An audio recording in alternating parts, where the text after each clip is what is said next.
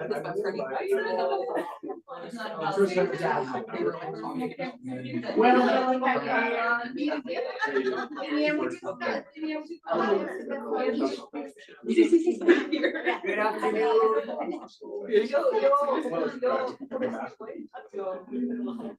It is a pleasure to have you all here. Welcome to the Friday lecture series. We have a really great constituency with us today. Thank you to all of the master students who are here and to our colleagues from across schools. It's truly a boon to see you. Before we start, just so everyone knows, I think most of you already know, and I was sharing this with Andy a moment ago, our speaker series serves a dual purpose. It is part of the seminar. Our MA students prepare questions in advance. We already got some of the questions, and you get to choose a few that you'd like to respond to. We have readings that are pre-circulated to make the most of our time with our distinguished speakers. And today, and out of the blue, I asked two students to kindly share with us their personal takeaways from last week, to have some continuity across talks, and so that we get a sense of what is staying with us in the community, what are findings, what are some insights. Thank you, Lucia and Lisa, they're very gracious. If you'd like to share your personal takeaways, and if anyone else would like to add personal takeaways, that is great too. We had Professor Mayra Feddersen, who is in the law school at Universidad Adolfo Ibáñez in Santiago de Chile, and she was speaking about migration to Chile. But please, what were your findings? Yes. So Myra came spoke with us last Friday, and she talked a little bit about the situation in Chile when it comes to immigrants and how there's two distinct categories that she discovered were like recategorization and hypercategorization. And then Lucia and I were discussing that like recategorization meant that for a lot of the individuals who were in Chile and did not have legal status, they could have been on the path to have legal status, but because the law changed, then they were able to. And then hypersegmentation, we were discussing how it's you're kind of socially fixed into a certain kind of position based on what kind of legal status you hold. So they tend to be like lower paying jobs or other, opportunities that other individuals wouldn't take. So there's a little bit of parallels, I could say, with the United States. And like one of my questions that I had asked that Friday was like, well, kind of like what are the parallels that you see? And she says that Chile is kind of going in a similar direction to the United States, and wanting to have more policies around immigration and kind of this control.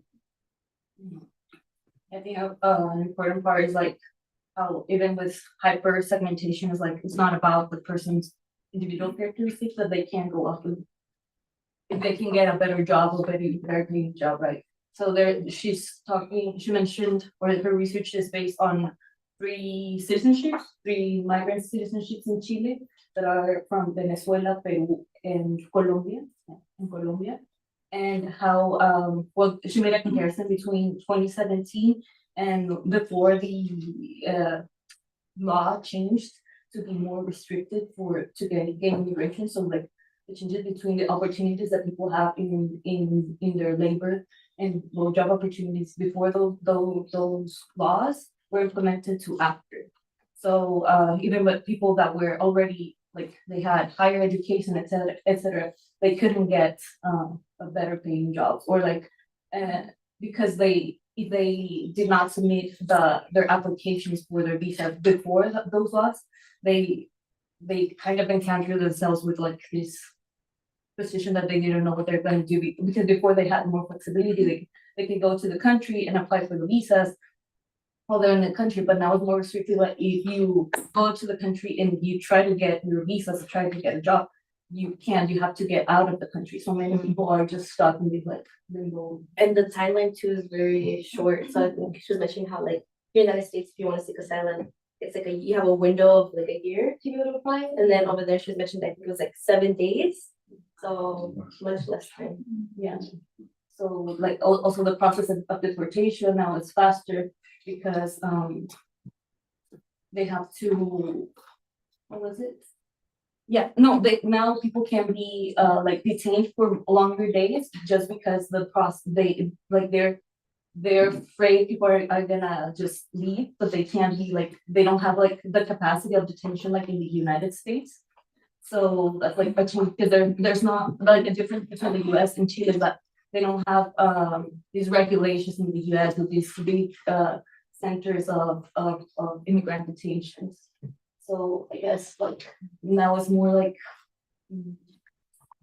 yeah, people don't know what's gonna happen because laws are changing so much versus before that it was more flexible. Thank you so much for relaying that. And I think the object of study, that is Latin America, emerges in interdisciplinarity. Today in the New York Times, there was a piece about how Venezuelans who want to go back to Venezuela cannot do it because they don't have passports. That was, and you're like, what? Chile, Venezuela, they're so different, and yet all of these countries have a lot to say to each other, and we understand them together. And over lunch, I learned that Professor Smolski also knows a whole lot about Mexico and about Colombia. So maybe in the Q&A, there's ways of involving the region in its entirety. Professor Smolski's talk is entitled Varieties of Rifts Across Cuban Agriculture's Longue Duree. And I'm very pleased to report that this is a Latin American Perspectives Distinguished Lecture. This is supported by the journal Latin American Perspectives. We get to have one of these lectures in the year. And we are very appreciative to the generosity of the journal. They might be watching us, or rather keeping us company on Zoom and YouTube. So, my heart goes out to you. Dr. Andrew Smolski is an assistant professor of rural sociology in the Department of Agricultural Economics, Sociology, and Education, and most recently a courtesy appointment in Latin American Studies at the Pennsylvania State University. His research centers the resilience and sustainability of agriculture and food systems in the United States, Latin America, and the Caribbean. He has been publishing in journals such as the American Perspectives, of course, but also the Journal of World Systems Research, Rural Sociology. He's been very involved with Latin American Perspectives, and one of his major projects involves comparative historical analysis of how structural and institutional factors condition the sustainability of agricultural production practices implemented in Cuba and Mexico. So the comparison element is present there already. This involves archival data collection to assemble a picture of national level agrarian transitions across the long array of the capitalist world economy, including here at the Hoover Institution. Professor Smolski's other major project analyzes qualitative data on how small-scale farmers in the United States navigate farm stress and resource access according to multiple social identities. Please join me in welcoming Professor Smolski.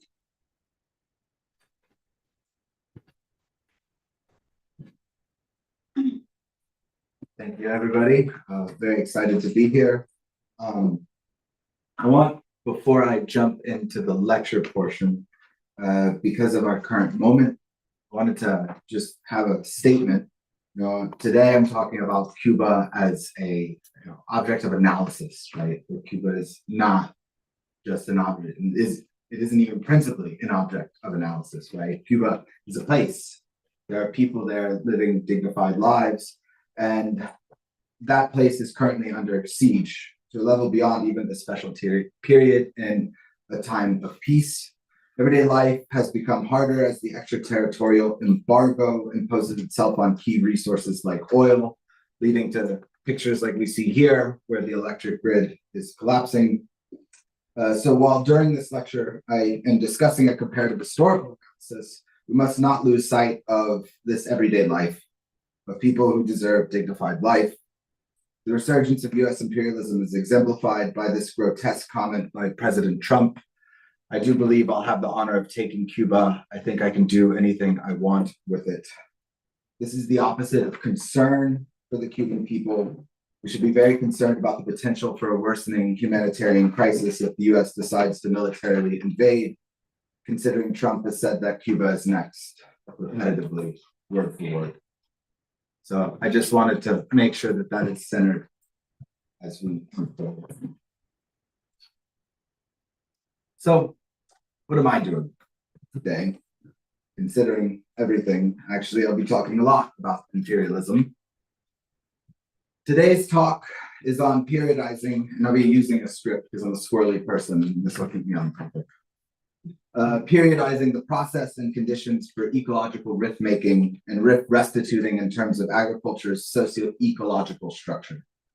I center historical and global variability in the capacity for either rift making or rift restituting over the capitalist world economy's Longue Duree. This requires methodological improvement by operationalizing qualitative conditions for refined granular analysis of the rift making and rift restituting potential of various structural and institutional arrangements. Basically, I find utility in developing a theoretically informed method for analyzing varieties of rift capacities across time and space to get at contingency in our interpretive explanations. I'm also realizing that's that slide.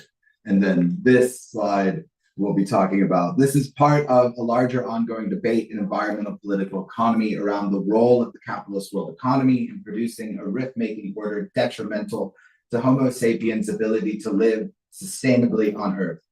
That scholarship such as treadmill of production, ecological unequal exchange, social metabolic analysis, environmental justice, environmentalism rapport, and extractivism have a growing body of mechanisms and evidence demonstrating how commodification and accumulation drive forward an infinite growth machine, appropriating freely from nature beyond the Earth's biocapacity.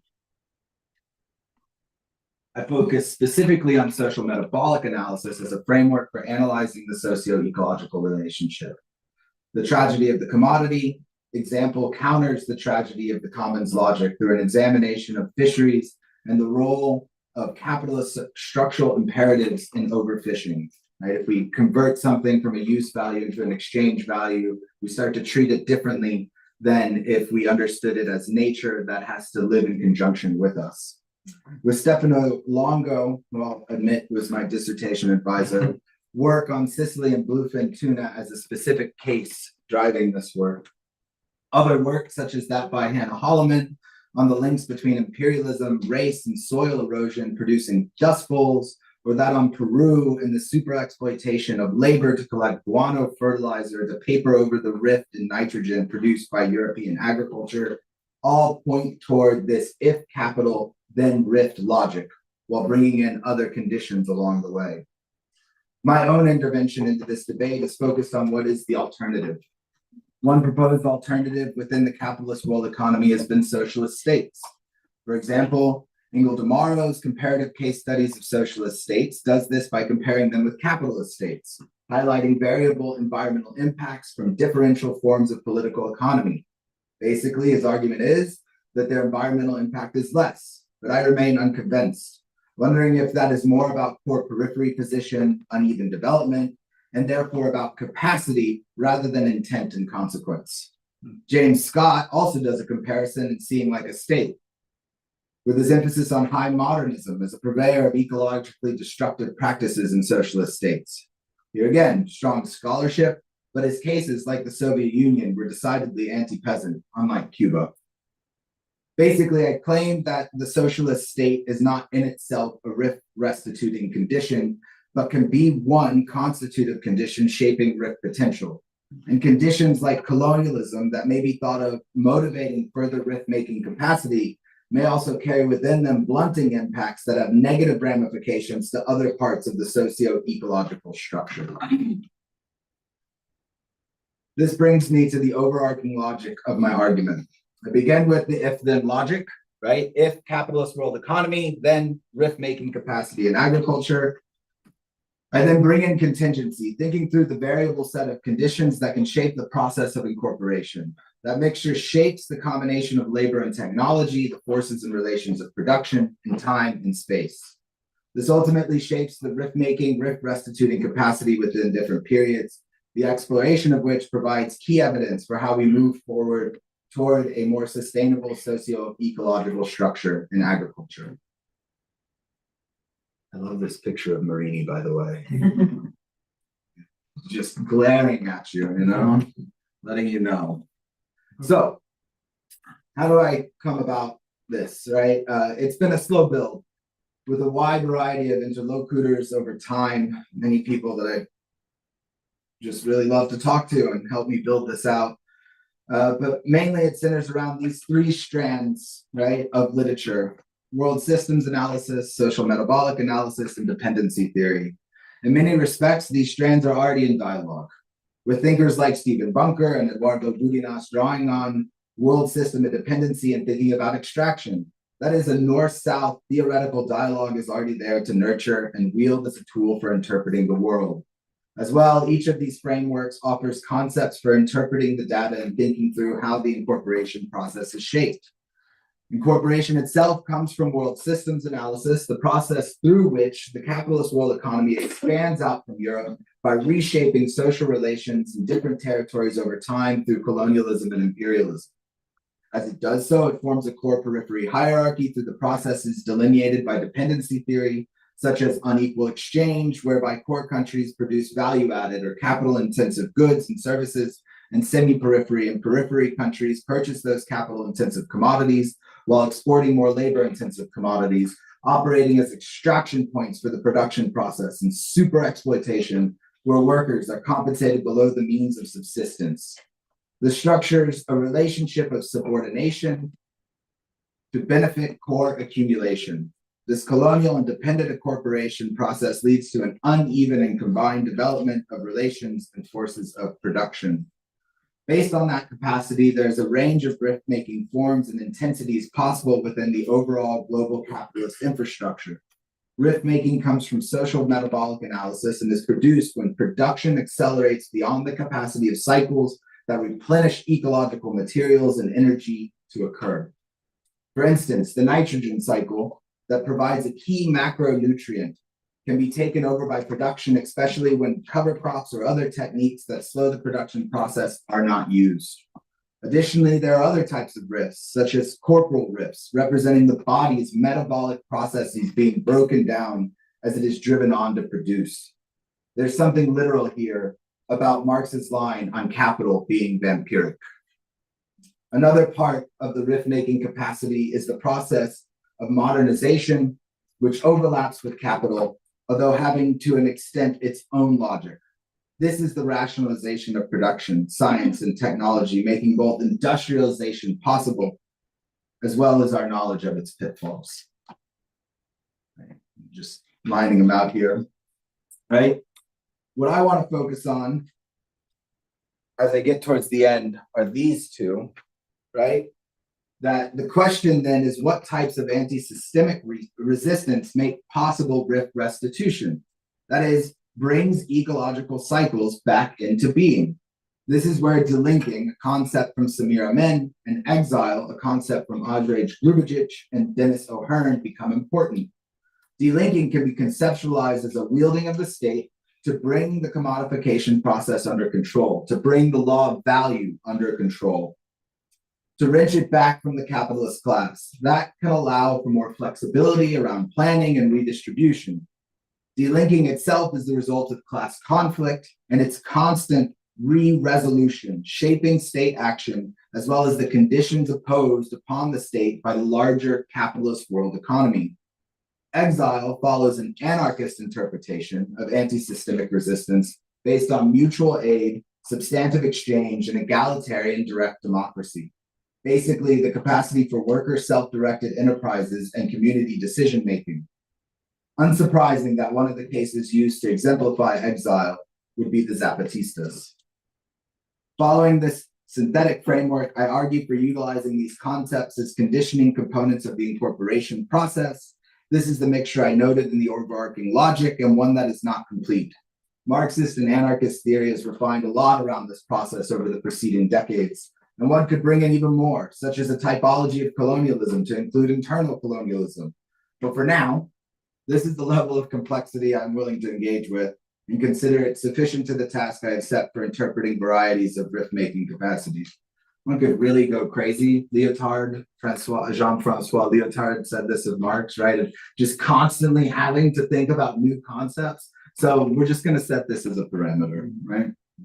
So in simple form, and to reiterate, incorporation shaped by these conditions provides for differential production and therefore the rift capacity that follows from the implemented production practices. I like a diagram to just process what it is I'm putting on the table, especially one that can distill it into digestible form. Real simple. Bam, bam, bam. This is what I'm saying, right? So how am I saying it, right? Well, the way I approach this scholarship is through what Philip McMichael calls incorporative comparison.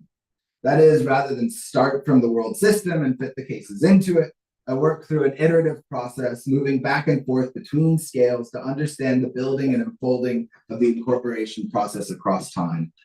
I follow Charles Reagan in understanding the goal of the case study as qualitatively establishing the conditions under which an outcome occurs. In assessing these conditions, I set parameters on the case, in this instance, multi-scalar, and a relation between points in the scale, between nation states, within nation states, and relations with the world system. Due to time constraints, I will not be able to lay out all of this, so ask questions for clarification after I'm done. Furthermore, periodizing involves setting conditions that allow for demarcating beginnings and ends of structural relations between economic activity and ecological outcomes. Again, I am demarcating them with clear breaks, but in reality, there are transitions and overlaps. Additionally, as pointed out by Ruschmeyer, as well as classical sociologists like Weber, there's utility in the single case for developing theoretical apparatuses useful for interpreting data. In an analogical sense, this is like the naturalist tradition, in which we can develop theory from detailed observation. Sadly, and despite my best efforts, there is a dearth of data that would allow for direct assessment of ecological conditions. As you might suspect, soil sampling and testing was not a big thing in the 1800s or even in the early 1900s. Instead, I operate based on inference from current understandings in agricultural sciences. For instance, the relationship between pesticide use and biodiversity, or land use change and carbon release into the atmosphere. My data has been slowly accumulated from a variety of sources. The first archive I accessed was through the Latin American Perspectives Fellowship. That provided me with the initial sources and breadcrumbs to follow. I was then able to leverage interlibrary loan to access anuarios, informes, and other records. Recently, with the Center for Global Studies award at Penn State, I was able to collect data from the Archivo Histórico Nacional in Madrid. I will go back to Spain in May with another Center for Global Studies and Social Science Research Institute award, this time to collect more archival data from the Archivo de las Indias. And currently, I've been collecting data from the Stanford Library Special Collection and from the Hoover Institute, which I bring in a little bit today. I tie the archival data, whether records or descriptive statistics, in with secondary data such as journal articles and books. From these different sources, I've looked for two types of data: political, economic, and agricultural. Really simplifying it all here. I've aimed to operationalize the concepts relative to these data sources. For the sake of time, I will not belabor this and instead provide a few examples. For instance, in terms of uneven and combined development, I examine data on land tenure and agrarian structure. For ecological rifts, I can examine land use change in terms of forests and land and cultivation. My point is to develop a systematic picture of each period, connecting the concepts and data points, and then account for the change between the periods. That involves comparison of the conditions in a way following Mills-type logic of agreement and difference. There are limitations inherent to this work. The major one is that I am comparing temporally distinct periods. For instance, there's modernization at different levels across these periods, regardless of the structural conditions, right? So part of the reduced rift-making capacity is just this difference. Future work should bring in cases for comparison, such as Puerto Rico, with its similar historical trajectory that diverges in a quite important way for comparative purposes. Or, as I use in my analysis with Mexico, there's also interesting subnational patterns of political economic structures and potential rift making and rift restituting capacities, specifically around ejido land, and very interesting ways in which those lock in with export oriented or production for domestic use and consumption. Another issue at work here is the dialectical entanglements. Because these conditions are being ideographically described, I'm yet to discern magnitudes or adjudicate variance in a more refined manner. In the future far, far away and in my dreams, I aim to work toward qualitative comparative analysis that would rely on matrices of fuzzy sets to get more clarity about comparing conditions. Lastly, as I brought up already, there is an issue of missing data. Some of that is just reality. Like an archaeologist studying pottery shards, we must work with what exists now in lieu of a time machine. Although if you invent a time machine, let me know. I would really like to go back into the past and do that soil sampling. It raises questions though. What is the equivalent of ice cores for sociology? Okay, let us turn to the main event. Oh, before I do, this is a trichogramma wasp. I'll bring that up again. But isn't it cute? Oh. All right. The historical descriptions of each period are being done in truncated form. I document 4 periods: 1790 to 1897 with a path into the world system through Spain, 1898 to 1958 with a path into the world system through the United States, and then 1959 to 1991 with a path into the world system through the Soviet Union, and then 1992 to present. I have that path through Venezuela only because of how during this period Venezuela had a major role in providing Cuba access to oil, as well as even the internet, right? They lay a cable, ALBA 1, that connects in, as well as a general role played by ALBA. But Venezuela is itself a periphery and unable to provide a pathway into the world system similar to the other 3 countries here mentioned. I will also argue that in many respects, Cuba is pushed into exile from the world system during this period, shaping its agricultural practices in profound ways. So in a sense, you could just take out this piece because they may not have a route in, at least not to the same extent as before. So the first period is 1790 to 1897. This is a picture of a list of fires, distinguishing between those that are intentional and those that are from natural causes. Intentional were considered by the Spanish crown a strategy of separatists as well as banditry. While not my exact focus today, this is another component slowing down production during this period, right? I'm choosing 1790 as representing liberalization of the Cuban economy under Spanish colonial rule following the Real Orden de 1789, allowing Cuba to trade directly with neutrals rather than through Spain. Yet, trade still remained curtailed by export duties and import tariffs, which were a form of colonial rent extraction, a charge on commerce itself. As an example of how export duties could operate as a barrier, in a request from the Junta de Fomento dated 1849 to 1850, export duties are asked to be reduced to 5% as an impulse to cacao production. In another instance, at a conference in 1891, the notes point to the tariff environment from Spain and the United States as not conducive to economic growth. The conference attendees requested a suspension of tariffs and start, quote, derechos de exportaciones, impuestos de carga y descarga, derecho de consumo sobre las bebidas, end quote. Furthermore, there is modernizing during this period with the development of the railroads and increasing number of mills. There's also growth of time with research stations and an overall rationalization of data collection to promote development. In an 1867 report titled Datos Estadísticos Referentes a las Islas de Cuba y Puerto Rico, they note how, quote, such important material could facilitate the junta's work, end quote. However, this is linked into the predominance of a sugar economy that's monocrop and export, one primarily relying on labor-intensive production practices and the super-exploitation of enslaved peoples, a truly grotesque production of corporal rifts. Additionally, in 1791, the Haitian Revolution occurs, overthrowing the slavery-based plantation economy, leading to Cuban predominance in the sugar trade. That also led to a reassessment of the racial caste hierarchy in Cuba, which affected access to labor. Therefore, the racialized colonial conditions structure incorporation in ways that could blunt the capitalist drive or capacity to accumulate, while maintaining Cuba in a state of dependency, exporting raw materials to import finished goods in order to benefit Spain.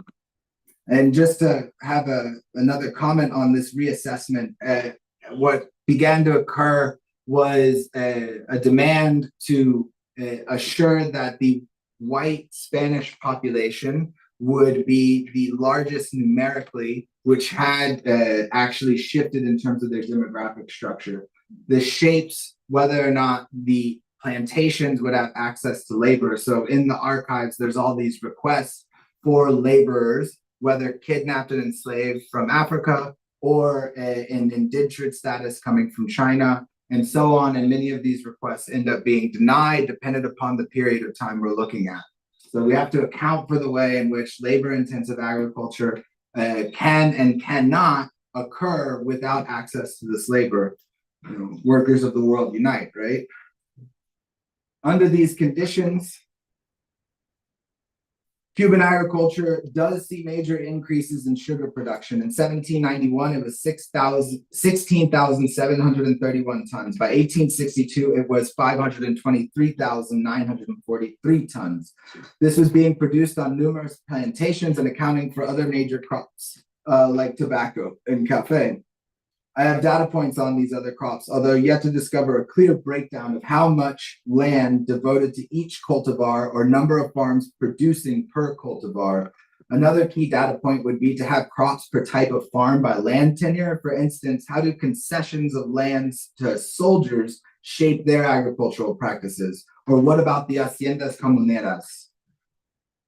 Regardless, land and cultivation amounted to 0.73 hectares.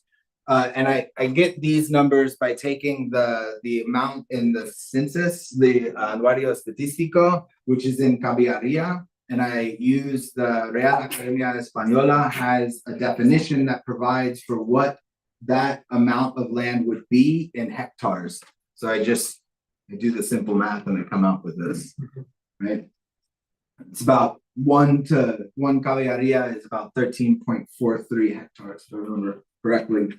So 0.73, another 2.9 million hectares are in pasture with or without livestock, and 3.4 million hectares in forest. Keep these figures in mind as we move forward through the periods, as they represent key indicators for rift making. For instance, when forest is converted into land for production, carbon is released into the atmosphere and important biota in the soil are disturbed. Even more, considering the word hurricane comes from Taino, the loss of forest leaves Cuba more vulnerable to high winds and heavy rains, thereby increasing the potential damage from the recurrent storms. You can see how historical environmental change continues to have an impact even to this day.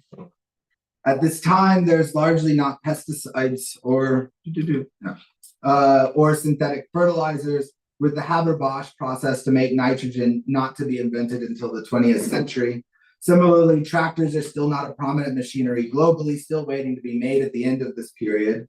In these respects, this pre-modernization reality acts as another blunting force on the rift-making capacity of this period.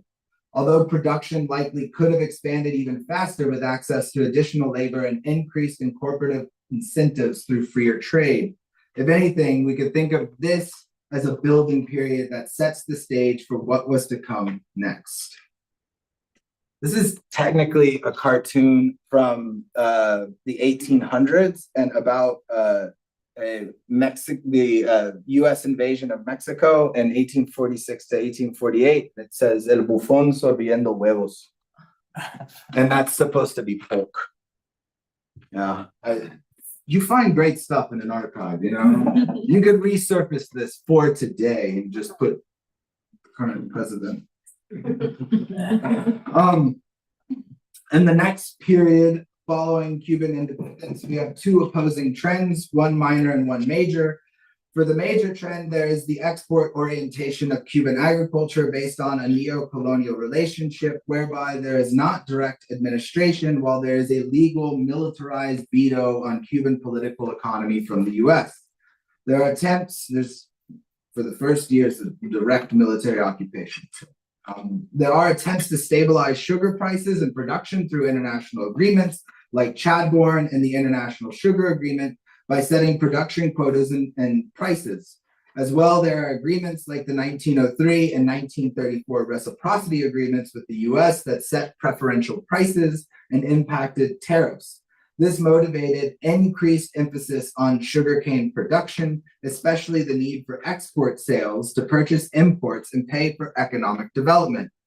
Exports to the US would go from $36.8 million in 1899 to $136.9 million in 1914 and $591 million by 1958.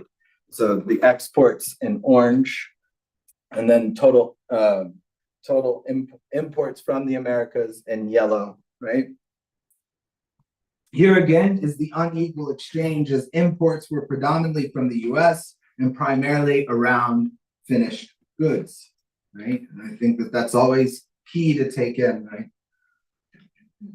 During this period, there's not a strictly capitalist structure, rather semi-plantation, semi-capitalist in terms of tribute through sharecropping and or tenant farm type farms. This agrarian structure follows from dispossession of farmers after Military Order number 139 began a process of debt collection, and Military Order number 62 led to legalized privatization of common land. This could be thought of as the Cuban equivalent to the enclosures. Imperialism would benefit from these changes, as during the first half of the 20th century, US companies owned large swaths of Cuban land and processing capacity. The United Fruit Company, very benevolent, we all know that, for instance, owned 2 processing plants for sugar and 100,000 acres of land. In total, US companies owned more than 500,000 hectares of Cuban land, representing around 25% of land in cultivation by the 1950s.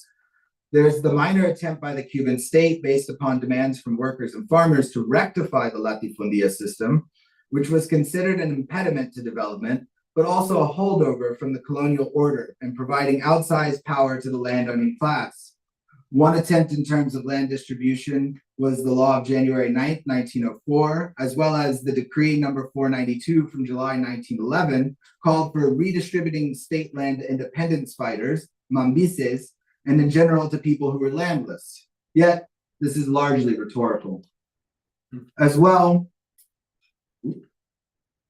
there's a parallel semi-proletarian, semi-peasant formation agrarian structure occurring. This involves continuation of super-exploitation, now with slavery abolished, for domestic and migrant farm labor with dire conditions in terms of rural health, such as parasites, lack of electricity, malnutrition, and so on. Immigrant labor increases during this period as ideas about the racialization of labor and its impact on the demographic structure change. We can estimate that upwards of 1/5 of the labor force at this time was farm workers, including both salaried and non-salaried, and that there was a trend toward wage labor and away from self-exploitation on their own farms. It is the proletarianization of this labor force. The level of technological development in agriculture is low, representing low levels of modernization. Land is largely not fertilized nor irrigated. There is a tractor to farm ratio. That means this was not a principal form of tilling or other activities. And just as a note for comparison, in 1950, it was 1 tractor for every 2 farms in the United States. This gets at the way that modernization links into, right, this uneven and combined development. I can also add that pesticide use was likely low, considering it was not reported in the agricultural census, except for some import data. Instead, there's discussion about cultural controls for weed management, like planting schedules and hand weeding. Basically, if you get the sugar cane in at the right time, it can grow and shade out whatever plant life is considered a weed. Right? This means that again in this period, land use change is the major rift-making activity, with the natural capital use constantly expanding in terms of land being brought into cultivation. That involves sugarcane root growth, which can lead to soil organic carbon and macrofauna losses, along with soil structural degradation. This can harm soil health, leading to an increase in detrimental soil biota, such as fungal root pathogens and nematodes, which then decrease yield. Furthermore, by 1959, forested land was reduced to 14% of all land due to deforestation. And deforestation increases soil erosion, which leads to the loss of topsoil, quote, the breakdown of soil structure and the decline in organic matter and nutrients, end quote. And deforestation brings about a loss in biodiversity above the soil in terms of the loss of mammals, birds, and insects. Where will the birds go if they don't have trees? Maybe the Lorax would have something to say here. Therefore, overall, you have a dependent capitalist period with unequal exchange and super exploitation without modernization driving a certain amount of rift making, both corporal and ecological. The building of this sugarcane path dependence continued from the prior period, showing the constant expansion as incorporation unfolded. The next period, 1959 to 1991, is when delinking is introduced as a condition. This can be primarily represented by the first and second agrarian reforms, which convert the plantation system into state farms while also protecting a certain amount of small-scale producers. Here, land is decommodified, and state-led modernization becomes a key driver of increased production. Production is also driven by trade with the Soviet Union and socialist states. Cuba sends sugar with a preferential price, although it is debated whether this was more preferential than prior agreements with the US. What is distinct is the access to below market price oil, which was used for energy and resale. This trading alliance was solidified in the 70s through the Council for Mutual Economic Assistance, which saw a rapid rise in Cuban exports and imports. There's also credit, capacity to negotiate debt, and other financial measures that support Cuban development. Land and cultivation continues to grow by almost another 1 million hectares, although this begins to plateau at 3.5 million.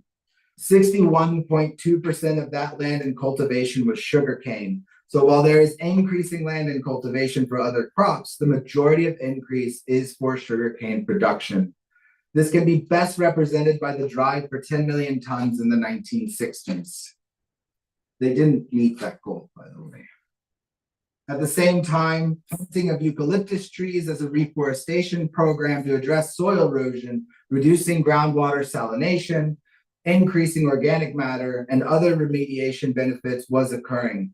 So there is the appearance of conservation practices in agriculture, although not with native flora. The corporal rift is heavily reduced during this period, even if exploitation is still occurring. Be very oversimplified Marxist about this, but exploitation being the distinction between the value of what a worker is producing and how much they receive as compensation for that production. And so annual salaries in blue, the value they produced is in dark blue.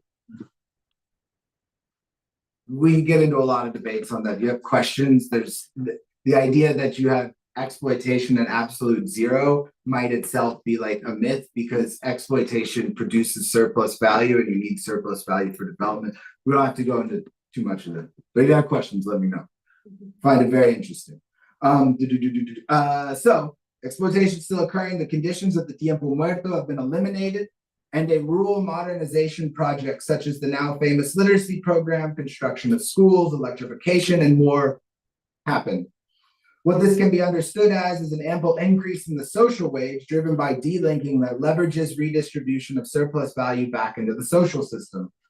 Further, alongside the state farming system, which accounted for more than 85% of land and cultivation, so it is clearly the dominant way that agriculture is occurring, was the smallholder farm sector. Using membership in the National Association of Smallholder Farmers, there were about 213,000 smallholder farmers, likely an underestimate of the total, as not every farmer was a member. And this is another thing, you didn't have to be a member, but there was incentives to participating. So there is a bimodal agrarian structure, although with a distinct state-private land tenure system as opposed to the prior one around a semi-plantation, semi-capitalist one. Overall, a similar percentage of the labor force continues to work in agriculture, although there's an issue of outmigration to cities and other forms of work. The Cuban government addresses labor shortages through the voluntary brigades, itself a distinct form of appropriating labor and one that has potential to address town and country divides. need to find, there's this one photo, it's actually from the 90s, but I call him like the volunteer bro, and he's got on these aviators and he just looks so cool. I wish I had it, you know, if I find it, I'll send it to the class so that they can circulate it to you. Right. So while labor intensity does remain, especially in the form of the machetero, modernization becomes a crucial goal. Actually, I've been in the Hoover Institute this week, as you all know, looking at issues of the NAP from the 60s and 70s, and productivity increases through technology as a main feature. Right? Productividad. I mean, it's like all over. There's big graphics with it. There's not what could be construed as a sustainable agriculture discourse in those pages. What the data show is increasing inputs, especially on state land, whether through the application of synthetic fertilizers or herbicides. So this is herbicide application from the 1970s into the 1980s. This is balanced fertilizer and nitrogen fertilizer. The bottom lines are non-state land. The top lines are state land. So getting at that state, non-state distinction. And I saw that I have some questions around that we can get into. But I do think that the organizational form of the farm has a role in the sustainable agricultural practices. Right? The herbicides are because weeds, a socially constructed term, are competitors for nutrients with sugarcane. Herbicides are rift-making because of damage to soil biodiversity, such as major reductions in nematode abundance, as well as adverse impacts for wild plant life. Fertilizers, when over-applied, can leach into the groundwater, which can lead to things like blue baby syndrome. So if there's too much nitrogen in the water, it can be very problematic. And their production has a carbon cost well beyond recycling composted materials back into the soil. There are also major increases in irrigation and tractor use. Hand weeding does remain as a cultural control practice, so not everything is modernized. Itself a reality about to what extent technology can substitute for labor in agriculture. Agriculture might not always be able to be industrialized. It could be a positive. Therefore, the entrance of delinking as a condition, which in part reduces some of the pernicious dynamics of dependency and imperialism, increases the rift-making capacity of Cuban agriculture through modernization. This alters the rift-making capacity further away from corporal rift-making to ecological rift-making. The last period I will discuss is 1992 to present and represents the condition of exile. Because I'm talking about exile is why I chose this photo of Capitan Insurgente Marcos and the late Emanuel Wallerstein. Doesn't show up enough. This is the originator of world systems analysis, a great scholar. With the dissolution of the Soviet Union and the strengthening of the extraterritorial embargo by the US, Cuba saw a rapid decline in capacity to import and therefore also to export because sugarcane production was so reliant on inputs, whether fertilizers or gas to power machinery. This led to the declaration of the special period as caloric intake took a massive hit. In this situation of exile from the world system, agroecology becomes a key strategy. In terms of the agrarian structure, we see a shift away from state farms into cooperatives. State land represented 33.4% by 1997, and state land in cultivation was less than a quarter by 2007. Instead, it moves into the UBPC and then also the CPA and the CCS. So these are all different types of cooperatives, right? And where was I? The goal was to drive forward increases in production through material incentives and direct ownership. As well, this is a part of the state's policy during this period to begin decentralizing control over the economy. I have half jokingly, I guess it's not even really half jokingly, I wrote it in a book review, that this period could be called neoliberalism with socialist characteristics due to the rollback of many state programs like the La Libreta, as well as the rise of the Cuenta Popista. There were antecedents in the credit and service cooperatives, which had been around prior, and the proliferation of farmers markets that had begun in the 1980s, then were stopped and then were brought back. Further, the rise of organoponicos and huertos urbanos as a strategy represents both mutual aid and substantive exchange to achieve food security. The state rollback is not absolute, as acopio remains key, taking a quota of production, which it then redirects through various channels, such as the tourism sector. Actually, when I met with ACTAF, the Cuban Association of Agricultural and Forestry Technicians, they were discussing the use of a label around organic practices to get a price premium, right? So definitely the law of values at play.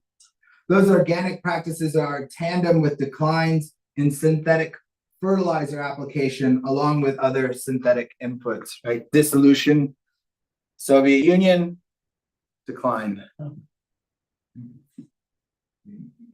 This is clear as it gets. And instead, what we see is a shift toward input substitution, low input, or agroecology. The recycling of manure from animals as well as sugarcane byproducts represents green fertilizer in which nutrients extracted are restituted. There is the increasing use of parasitoids such as trichogramma wasps on 685,000 hectares. See, told y'all that wasp was coming back. Right? This is mixed in with numerous other biological practices. This is occurring in tandem with sugarcane production declining to near 2 million tons by 2003, and land and cultivation for other crops surpassing sugar to become 1.4 million hectares by 2013. The reforestation program also continued, adding another almost 400,000 hectares by 2014. With the agricultural sector moving away from dependency based on unequal exchange and toward the internal market and mutual aid, co-occurring with the rise of these agroecological practices, there's ample evidence for exile's role as a condition in shaping socio-ecological sustainability that is supported by delinking. That is, I'm not saying that one happens and then the other goes away, but instead these are co-constituting, with the state able to shift land and resources toward the agroecological strategy. Because it is decommodified, it can shift in a way that, say, under commodified land, you could not do unless you began to expropriate that land, which, you know, Lázaro Cárdenas would tell you you could expropriate that land. Open question. So, other things to point out, just 400,000 plus oxen-pulled plows, right? Because you don't have gas, you don't have tractors, but you can use other things that historically were used, which can have beneficial impacts for the soil, because tractors can compact the soil in major ways that can impact water infiltration. So there's all kinds of different things that we have to account for, which is also why we need an interdisciplinary dialogue between social scientists and our friends in agricultural sciences and the natural sciences. Right? So, you know, I've talked a while, so I'm bringing this to a close. I got this.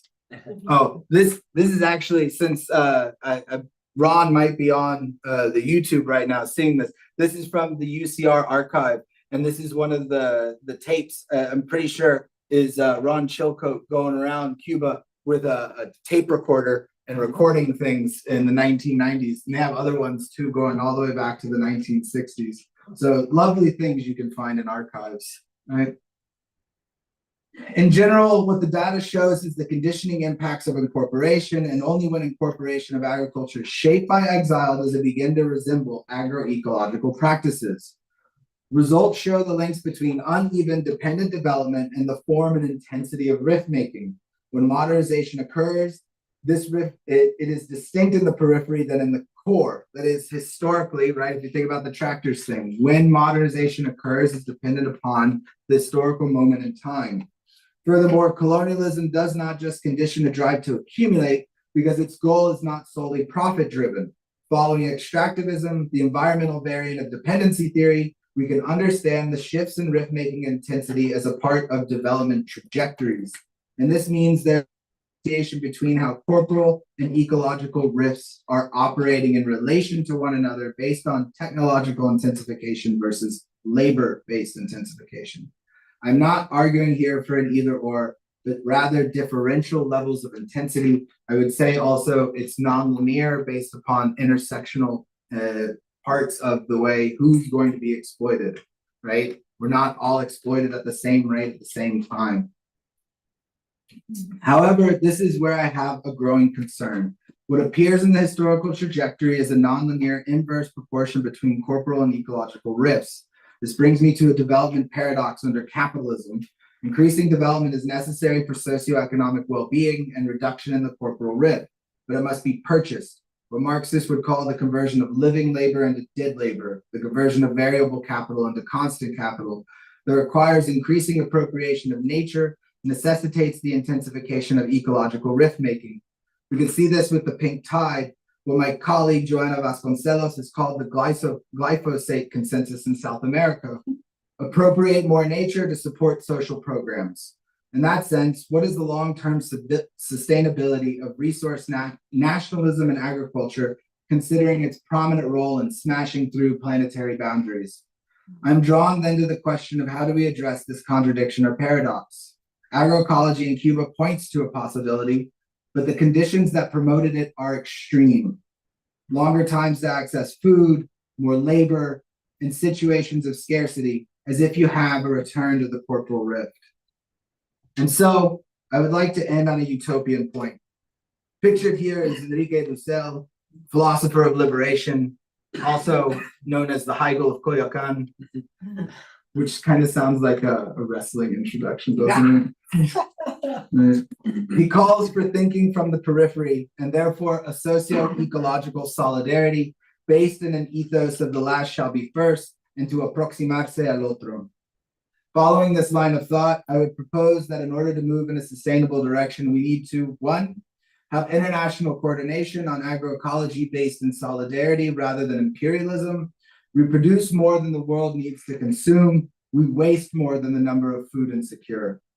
This would require an ethos of ecological reparations, recognition of this as compensation for centuries of extraction that benefited the core more than the periphery, as well as for indigenous and peasant knowledge required for sustainable agriculture. There's a good question about that here. And that through this funding, with reparations, agroecological practices can be upscaled with an eye toward reducing their labor intensity or in better managing that labor intensity. Division of labor can really help. One example that could be upscaled is Cuba's Center for Entomophages and Entomopathogens producing biological inputs for agriculture. That is, there is no nationalist way out, at least in my view, but instead the issue must be addressed at the level of the world system. Cuba provides specific strategies and proofs of concept, and the question is, can those be replicated in a situation that breaks from the political economic conditions of our unsustainable present? Or does agroecology remain a survival strategy while industrialized agriculture continues its rift making? Thank you.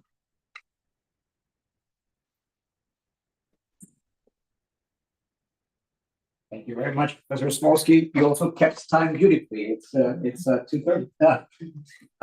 Questions from the audience, and or is there any of the questions that students wrote that speaks to you?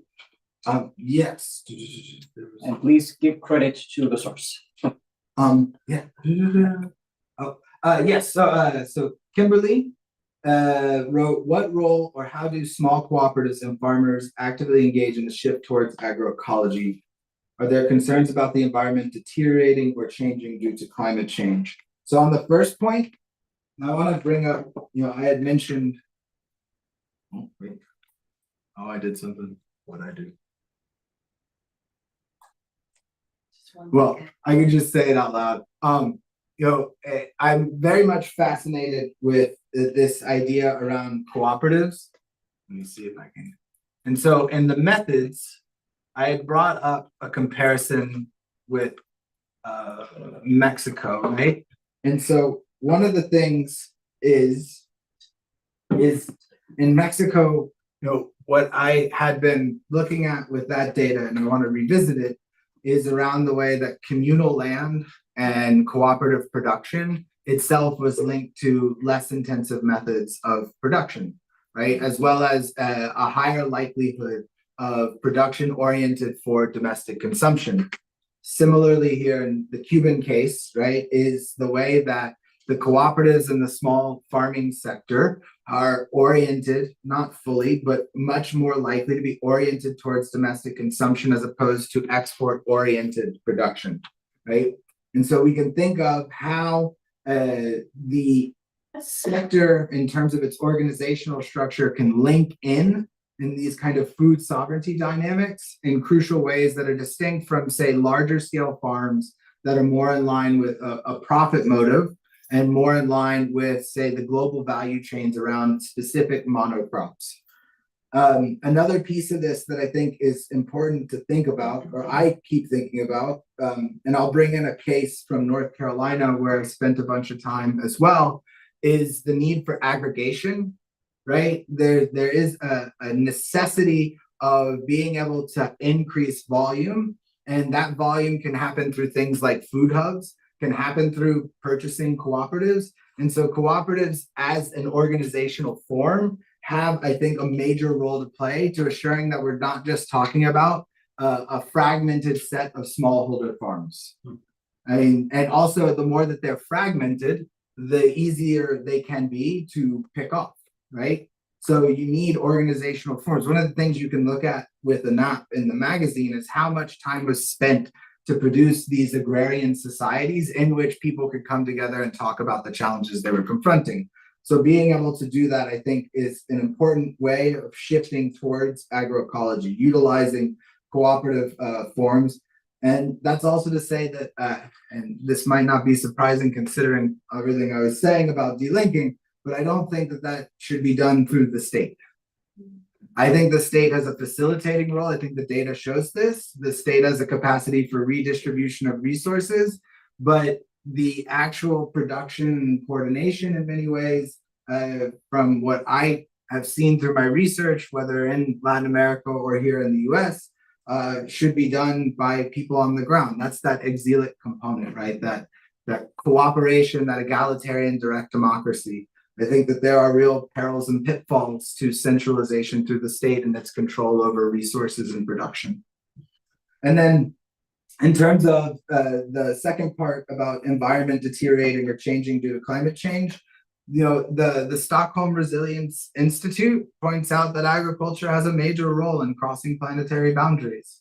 It disrupts biogeochemical flows in major ways, whether that be from carbon, right? Or also nitrogen. Nitrogen, not technically a major issue for climate change, but carbon definitely is.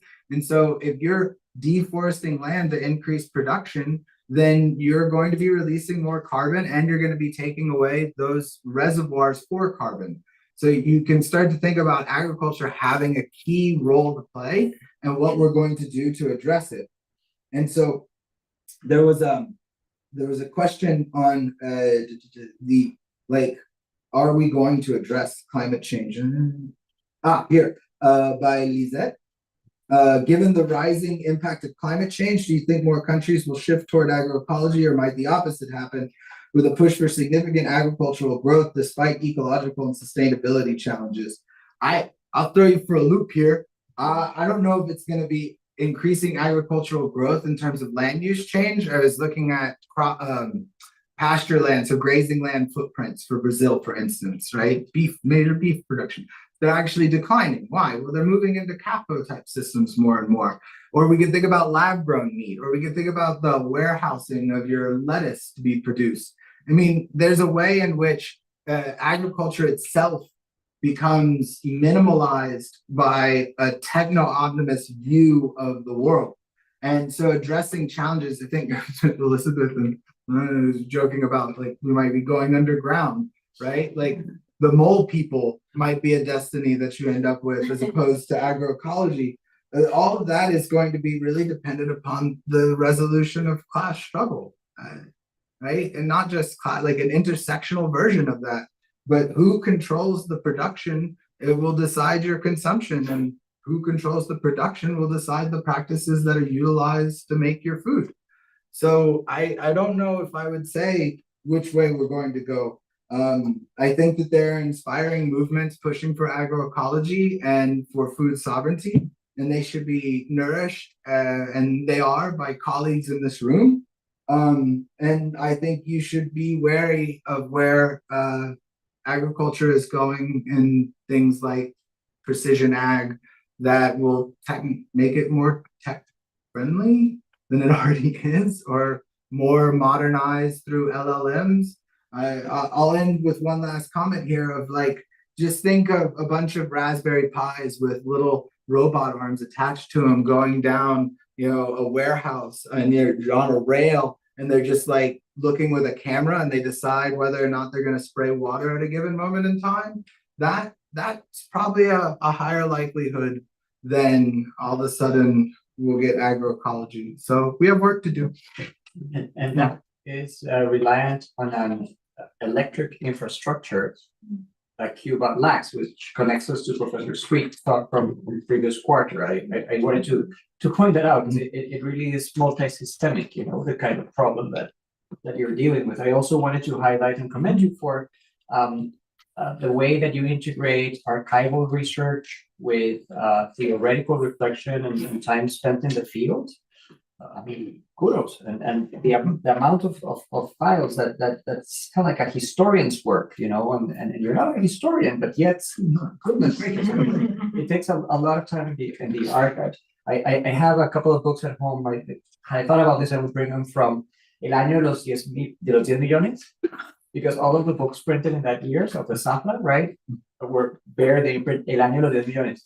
And October came around, and November came around, and then December, and the 10 millions were not met, but the books are plentiful, and that's perhaps something pretty to think about, I guess.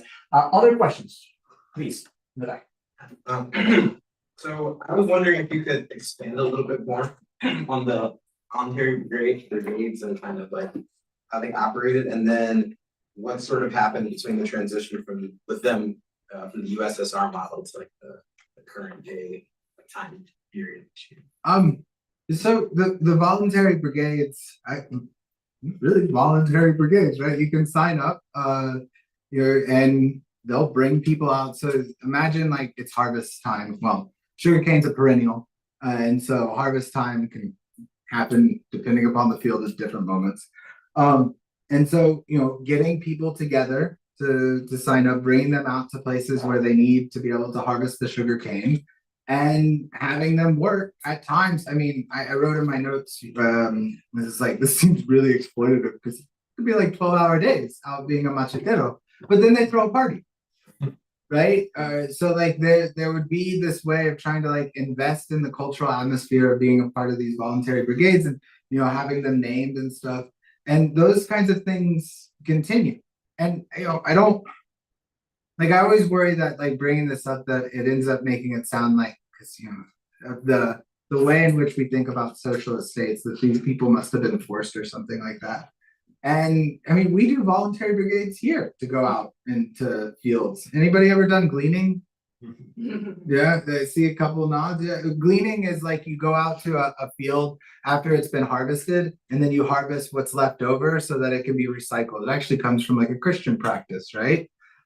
So these are kinds of practices, forms of appropriating labor that I don't think were completely like enforced. But I want to say there's ideological coercion, right? Like your community could be like, hey, I notice you have not participated in the voluntary brigade, but it wasn't the same as like everybody being forced. And so I also wonder, and it's something I want to explore more, is like to what extent also did that like develop a sense of the countryside, right, within urban populations by going out and participating in that. Did I answer your question? Yeah. Thank you. Thanks for the great talk. I appreciated the big historical overview that you gave. I was curious, the broader argument. It seemed in the end, like the broader argument was about how somehow agroecology has an intrinsic link to delinking and exile.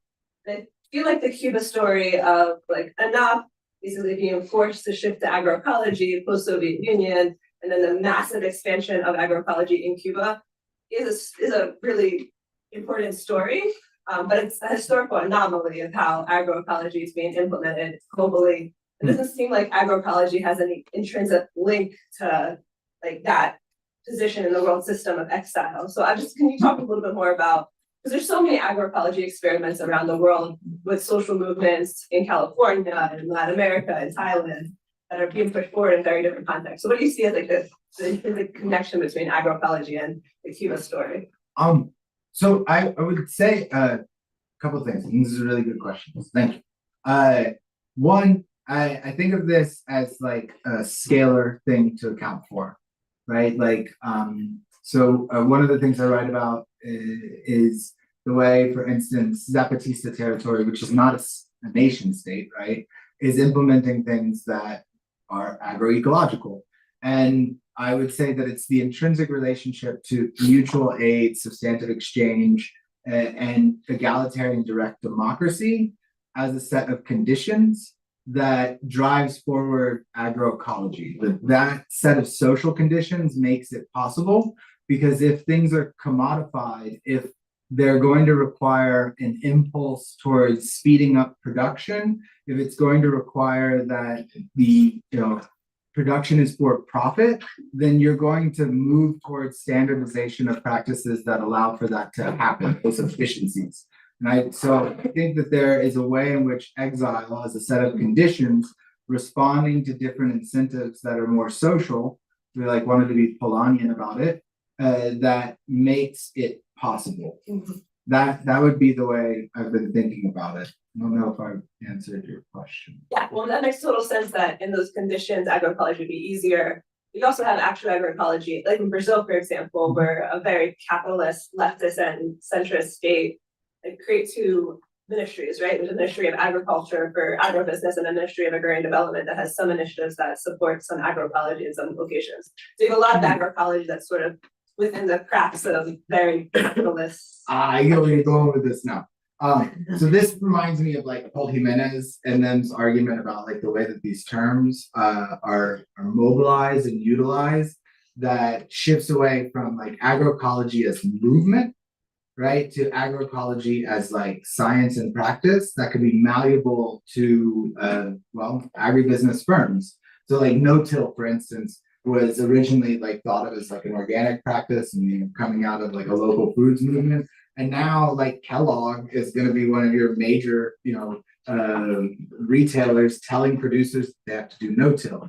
So I wonder then, in response to your question, the extent to which the issue becomes like how a set of practices can be adapted by capitalist firms, like taken, co-opted, and brought on board. And I think that's one side, and the other side is how social movements within very capitalist societies can still push forward food sovereignty and agroecology, even if they're not breaking or exiling from the system, right?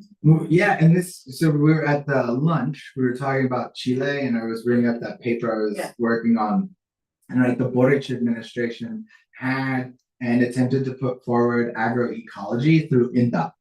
But they faced all of these barriers to making that happen, in part from the farmers on the ground not wanting to adopt these practices because they were running against the practices they had already been implementing. So I wonder the extent to which contestation over the state apparatus is something we need to theorize and empirically study more. All I have to say, like, your questions are awesome. Yes. Thank you so much. And I'm curious about this way in which you bring up the example of the trend for agroecology in Cuba, 1992 onwards, and you place it within the rift-making structures, because you mentioned in your map and you were showing us the different time periods of Cuba in relation to other, yes, exactly that one. And you placed only Venezuela for 1992, because I'm thinking in terms of also of rift-making, we normally consider many different actors, and China would be one of them, for example. In also the ways in which you were mentioning different development stages, right? So BRICS could be a part of how we study Cuba, or even just China should maybe be there, or have you maybe encountered ways in which you could consider this, given the fact that that is a much more multipolar world, right? And this is a very specific situation when you have a country under the proceso especial that is in conversation with many other points than Venezuela. I'm really enjoying this question. I don't usually get a question about BRICS, and this is important. So I kind of follow Patrick Bond, who is a South African sociologist on BRICS, right? As you know, yes, a delinking project for, as you pointed out, like a multipolar world, but definitively one that is productivist in its orientation. And by dint of being productivist is not really pursuing what we could consider strategies of sustainability. I mean, yes, to an extent, say China as a leader in solar production, windmill production, EVs, and so on, could be considered as implementing a sustainability strategy, but well within what could be called like ecological modernization. So not similar to agroecology. So the reason I don't bring BRICS up as much in this talk is because I'm really cordoning off agriculture from other parts of the economy. And you No, go ahead. And so in the instance of agriculture, the BRICS formation for Cuba is not really like a mainstay that is kind of interacting with them at say a level that they would be interacting with them in other sectors of the economy. I mean, for instance, like tourism's there, tourism really takes off in this period. And actually one of their major people to open some of these hotels and stuff with is Spain.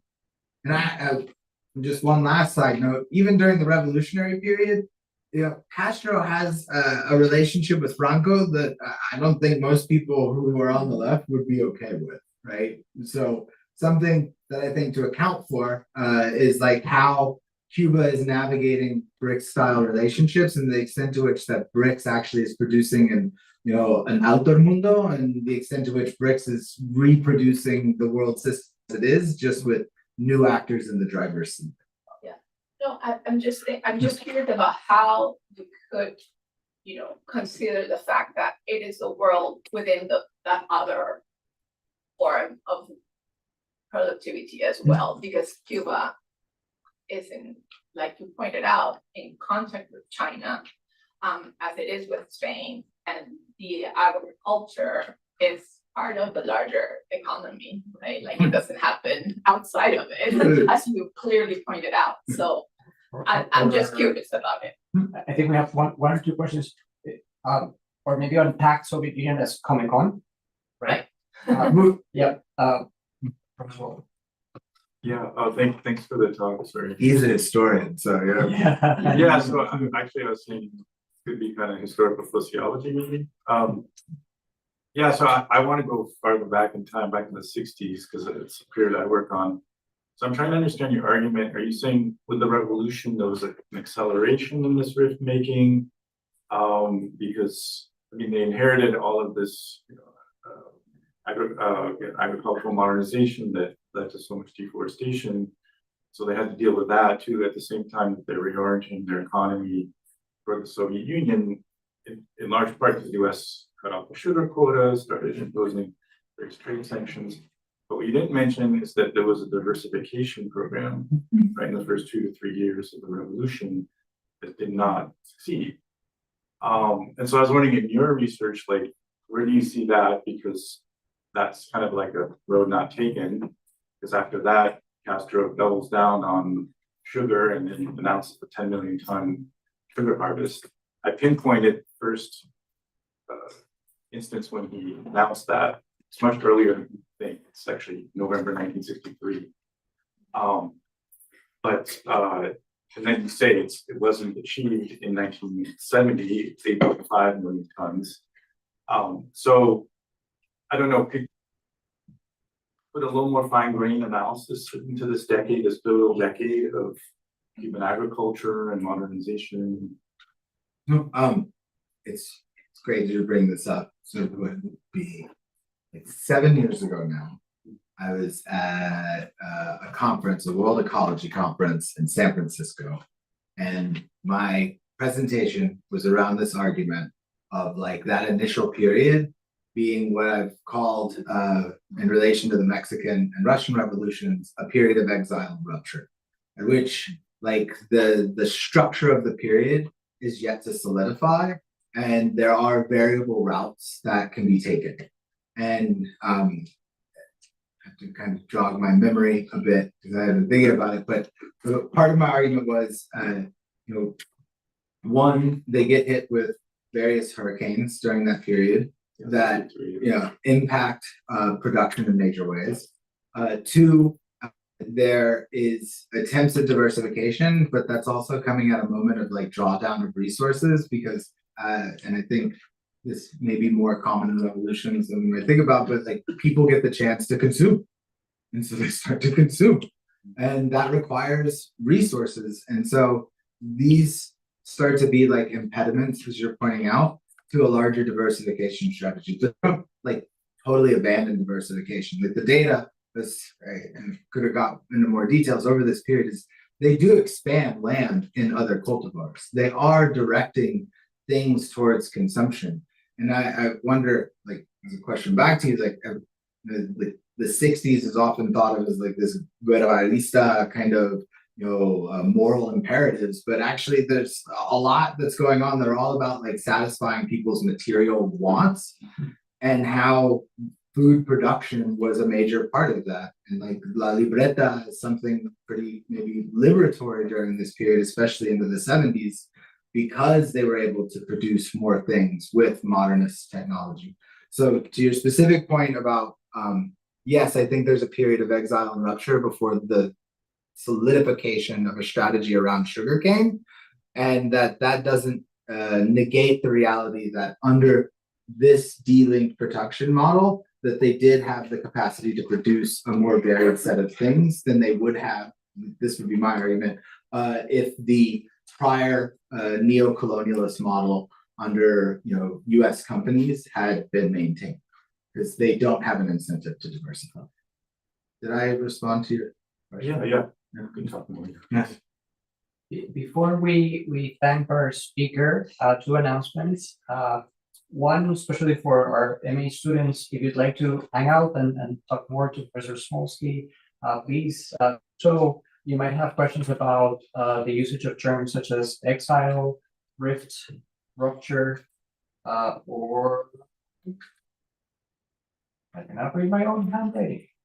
Delink, yes, delink. I have delink Don't worry, I can't from read. my handwriting. Happened just now. But seriously, I mean, stay and engage if you have a moment. And then next week we're going to have another talk on Cuba. Interestingly, designed by a historian, if I may say so, who also works on issues of gender. Her name is Adriana Chida. She joins us from Emory. And the title of her talk is The Price of Virginity, Enslaved Women's Property Claims, Sexuality, and the Law in 19th Century Cuba. So I invite you all to stay, and I invite you, if you'd like to zoom in on YouTube, because I think it would be an interesting conversation with this Longue Duree. We're going to have two Longue Duree talks back to back. We also have a small token of appreciation from all of us, and thank you very much.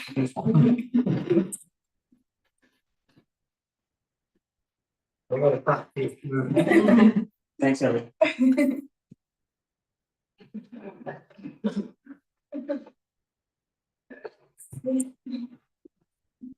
We're gonna go today.